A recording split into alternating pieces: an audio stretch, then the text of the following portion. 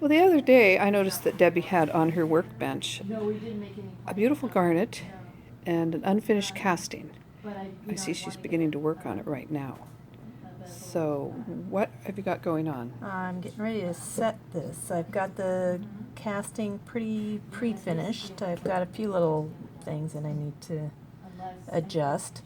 I've marked the stone to match the direction I want it to go in. Marked that, so when I fit it, it's always going to go in the right direction, or in the same direction, rather. I'm not quite getting it seated, so I'm going to cut the seat a little more. This is a very interesting stone in that it's not cut in a way that I've ever seen before. These corners aren't corners, they're round.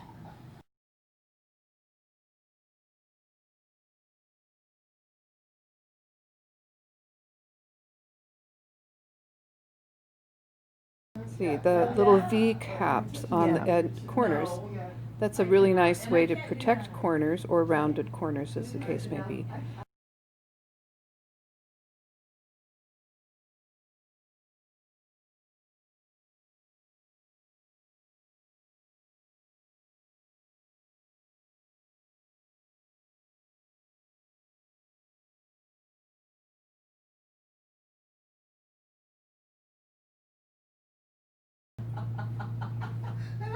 Okay, so you're making room for everything. Yep. Very good. We'll check up with you later. So you're just kind of prying those V caps open a little bit more to make space. Yep. It's yellow gold, 14 karat. Yep. So it's more malleable than the white gold, 14 karat white gold. So you've got a little more forgiveness with your material. So it looks like I need to just do a little bit more undercutting. You're going to want to slip it in sort of on one side, Yeah, and then over here and over here. and then you'll just not have to put as much pressure on that side. So then I'm matching my burr to the arc of the stone. Oh, the radius of your Yeah. burr. Okay.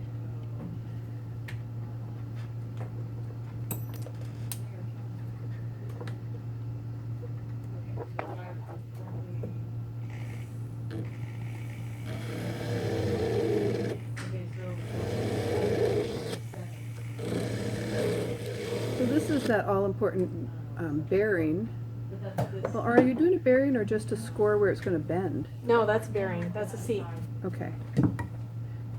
Sometimes they're combined, the bearing and the scoring are the same. Sometimes you have to do separate lines. But wherever you score it is where your metal will bend, where it will do your bidding.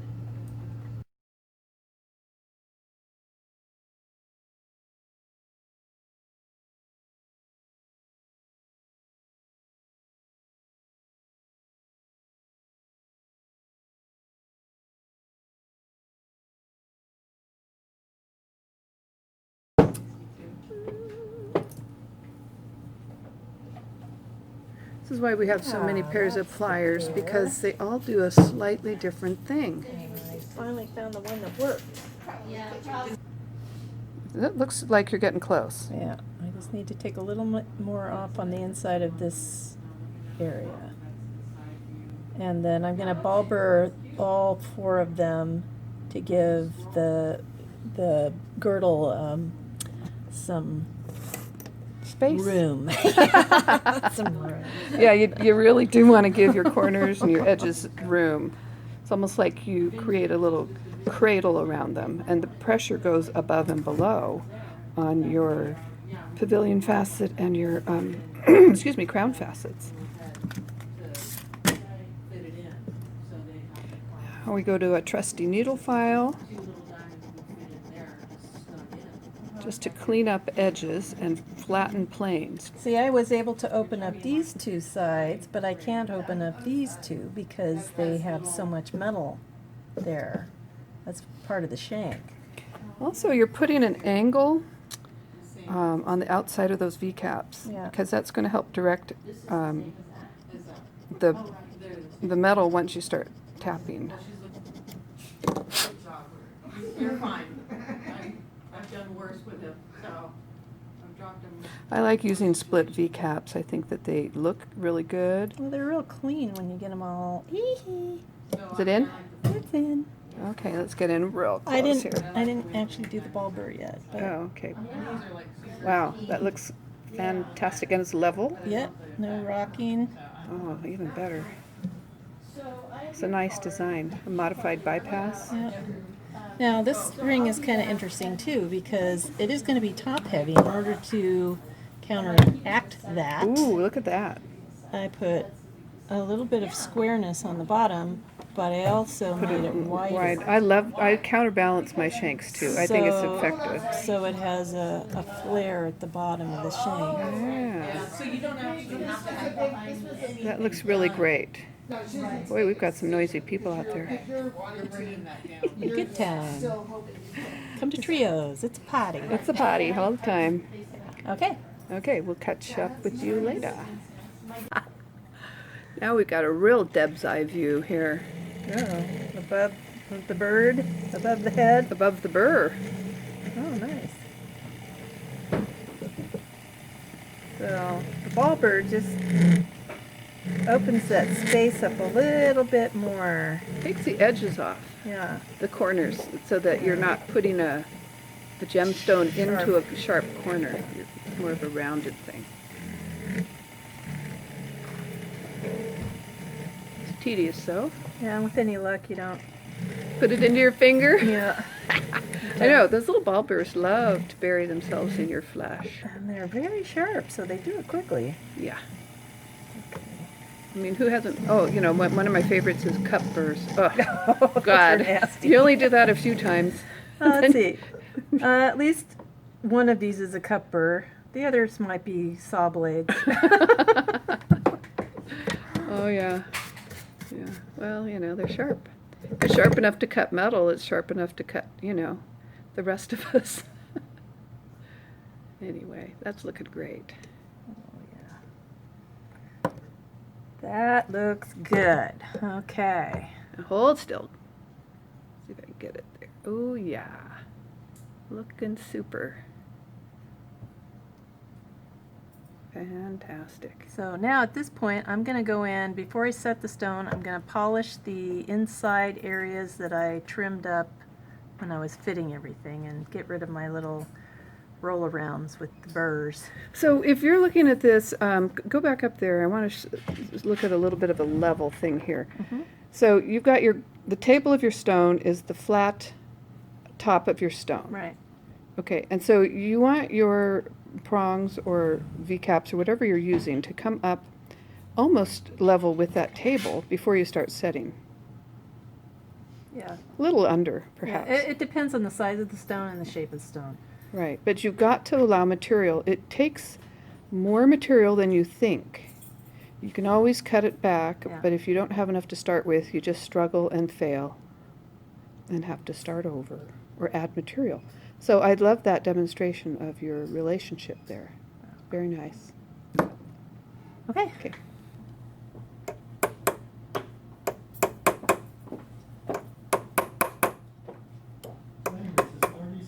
Right now she's just, once again, tacking her garnet in place.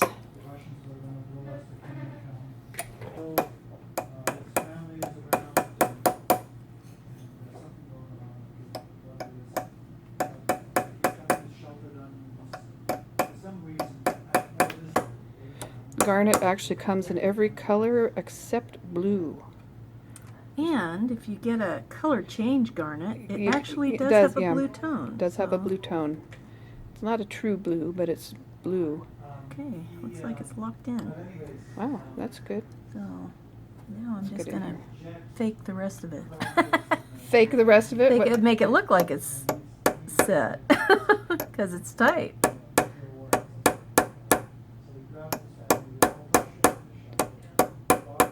So you're going under the theory that you really don't need to have contact with all of the gold you're setting with. You're really Right. trying to find your major points of pressure.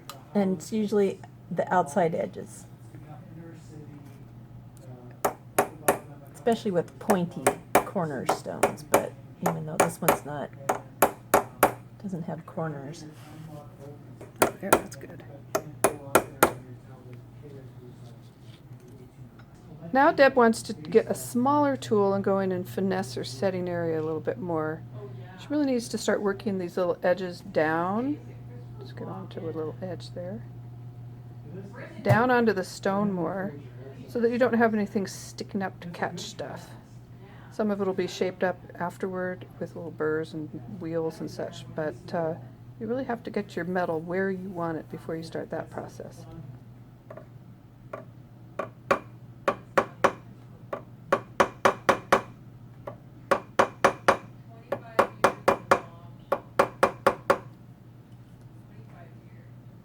This is where the cutout on the end of the V's comes in handy. So as I hammer the metal over, it closes that cutout up.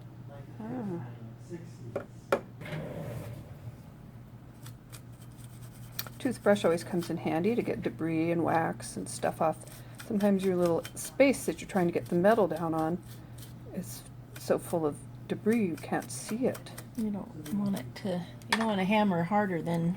You have to. Yeah. You really only hammer till it's tight, and then you stop.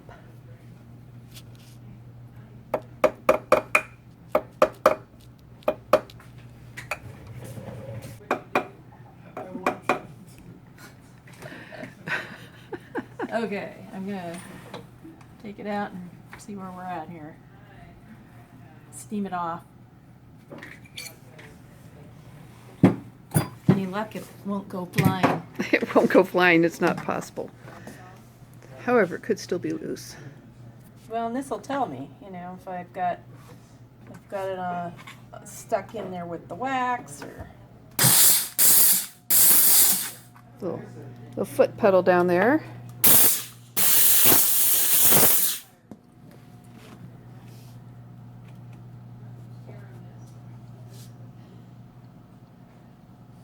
Nice. No noise? No noise. The reason we shake it is that if it rattles, then you know it's loose. But that is looking excellent. So at this point, you just need to Trim it. tidy it up. Yep. Now Debbie is using her graver, her trusty graver, and she is trimming, carefully trimming the gold on the inside of her V-caps to make a nice right angle. Going for a right angle there? Yeah. And make them look really nice and sharp and tidy. So those three are done, and this one isn't. So you can see. Let's see, hold it makes still there a for a big second. difference. Yeah, you can see the one on the right, lower right, is a little more roundy and just not as distinct. Yeah, it's looking very beautiful where you're trimming up Yeah. and making everything look very finished. Squared up and tidy. Because oftentimes the stones they may appear quite square, but they are not. And there could be quite a bit of irregularity, so you now have to use your tools to visually create symmetry, even if it may not physically be there. Okay. That's really pretty. What's left? I'm gonna rubber wheel the area that I just trimmed up, make sure there isn't any sharp pointy things, which there are a couple, and then polish it, and it'll be done. All right. Yes, I'm gonna rubber wheel. Okay, so now Deb's rubber wheeling. So this is a polishing wheel, and I'm just going in and hitting all those corners, those points, so they won't be sharp and catchy. So are you worried about the stone and that wheel, or is that a reasonably safe wheel? This one's a reasonably safe wheel, but I'm really not touching the stones. There is no wheel that is 100% safe. There will be some that are labeled to be stone safe, but depending on the stone and the grain of that stone, you can damage anything with anything. So we do Get try in the to. habit of not touching the stones with anything. It's probably a good idea. One of my favorite things to not do is to slip and hit the stone with the screw at the top of the wheel. Oh yeah, that would be a really nasty thing. I've done that. I try not to do that. Sometimes when I have a stone that's really susceptible, like the one I set earlier today, this guy. What is this? This is a rainbow moonstone. Oh, nice. I actually will tape it. So I just put tape across all the edges so that Okay. I could protect. Because that's the super sides. soft. That's Yeah. feldspar. Yep. Then I What- didn't want anything touching it. I didn't want the rubber wheel touching it. Didn't want the file touching it. So I just taped it all. And What are your side stones? those are Malawi sapphires. Oh, They're okay. our fair trade sapphire. And that's a silver ring with the elements of rose gold. Yeah, this sterling is 3% platinum, so shouldn't oxidize. And that's in the feldspar family, which would include labradorite, moonstone, sunstone. What else? Taj Marine. No, Taj Marine's diopside. Yeah. That's feldspar? Mhm. Seriously? Oh, you learn something every day. So Deb is here at the buffing machine. She's got her vacuum on, sucking away the dust.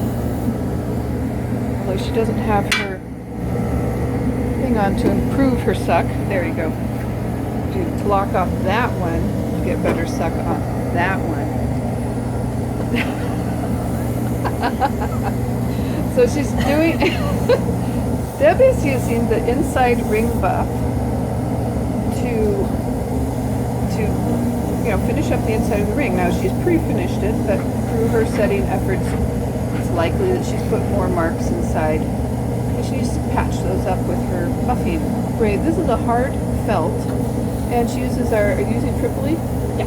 And now she's using Tripoli, which is a fairly aggressive, like a bobbing compound, similar to a bobbing compound you might use on a car when you're polishing in prep for painting.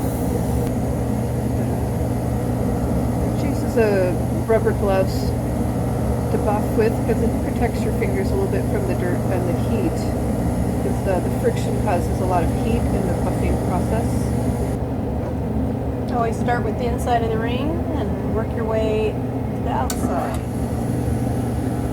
So this is good for doing any of the edges, corners.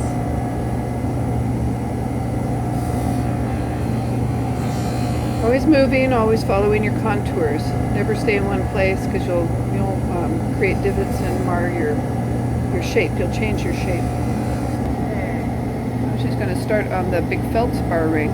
This is silver. This is going to be removed much more quickly than the gold. So she could, if she wasn't paying attention, she could over polish someplace and screw up her lines.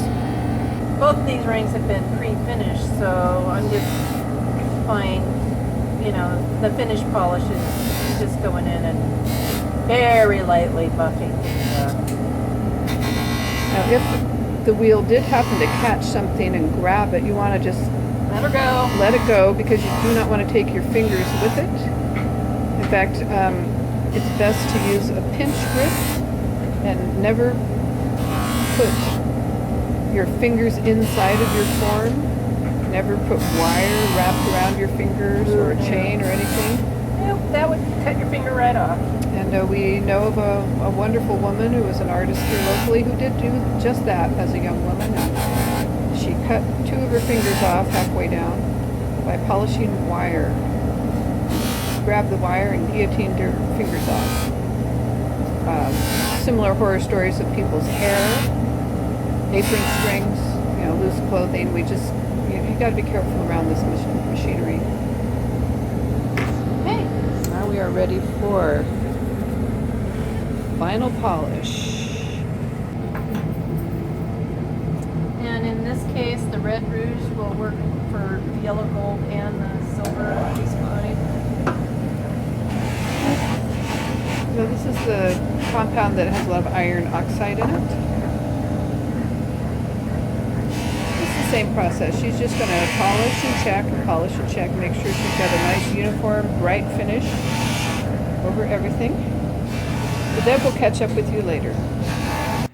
Okay, Deb, looks like you've got it out of the cleaner. You've steamed it off. What do you think? Looks pretty good. Looks quite beautiful. I'm very happy with it. Look at that, the table's square. Of course, you couldn't screw that one up too bad. Whoa, there you are.